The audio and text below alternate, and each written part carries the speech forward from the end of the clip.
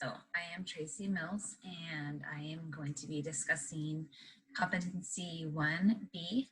Candidates can explain how students' first language proficiency in listening, speaking, reading, and writing transfers to and supports English language acquisition. So I believe students' first language proficiency is a vital asset in the classroom. Bilingual and biliteracy is extremely valuable to our society.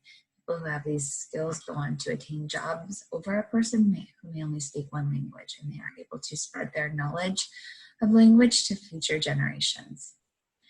After reading the article, I realized there is a huge debate over the language gap. No one can argue that the more words and vocabulary you know in a particular language directly relates to learning in an academic setting. However, who is to say one language is more valuable than the other?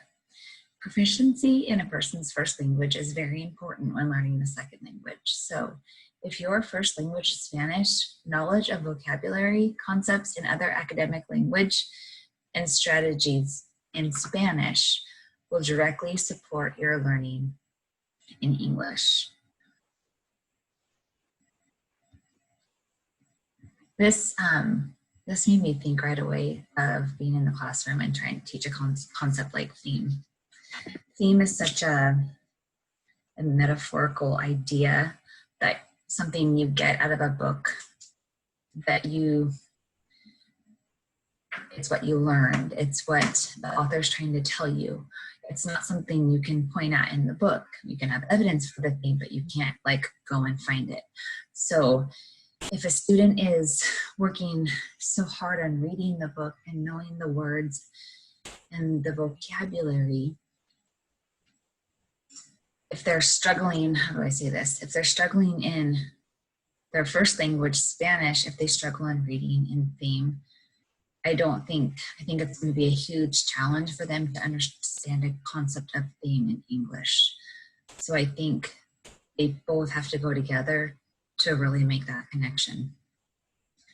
I guess the next thing is how this connects to the TED Talk. Kind of connects to the TED Talk we watched about Spanglish. So I think knowing Spanglish actually demonstrates a good amount of knowledge of two languages. When people combine two languages correctly, most of the time they're using the correct syntax, which shows they understand sentence structure.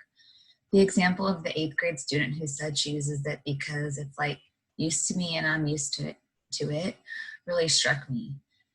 This is her language. Why should it be any less valuable than my first language? Let me see. Since I have began teaching, I've always put my students in groups of 3 or 4.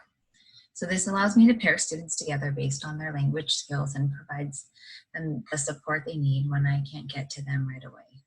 I've always allowed them to speak Spanish to one another in class when learning or trying to grasp the concept.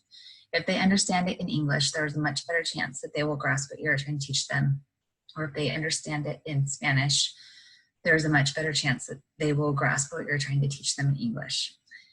By doing this, you are accomplishing 2 things. You're honoring your students' identity, and you're showing them how valuable they are to you when you are essentially asking one student to teach another student. You're also showing how much you really trust them.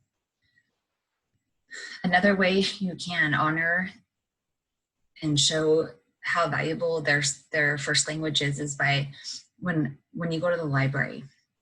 Encourage your students to, if you know Spanish is their first language and they're ELL learners, or if they know Spanish or a little bit of Spanish, encourage them maybe to check out a library book in Spanish and read it.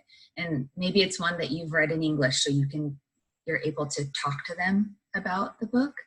So that way you're really helping to continue to build their first language up. I think that's really important. There aren't a lot of books, at least at our school there are some, but there's not a ton. So I think maybe making that something that we think about, having more resources in Spanish, it helps support the knowledge of their first language. Okay, so another part of the TED Talk that was interesting to me was showing how you could take the same sentence in Spanglish and then how it can be written different ways in English. This is very powerful, and I think it shows students how words can be manipulated differently in different languages and still make sense. So to sum up, allowing students to speak Spanish in the classroom is extremely valuable and important to ELL learners. Allowing students time to understand a concept in Spanish will lead to greater understanding in English. My only question I have, and this is just based on my experience last year, is what are we doing to support English language learners who speak another language other than Spanish? I had 2 other different languages in my classroom last year. At the beginning of the year, we had a kiddo who spoke Swahili as his first language, and then I had a Russian, and then oftentimes we have Ukrainian speaking students. So, I mean, most of the time there might not be another student who speaks that language. So support for them in certain circumstances might be lacking. I think as teachers, it's important we learn strategies to support ELL speakers of all languages.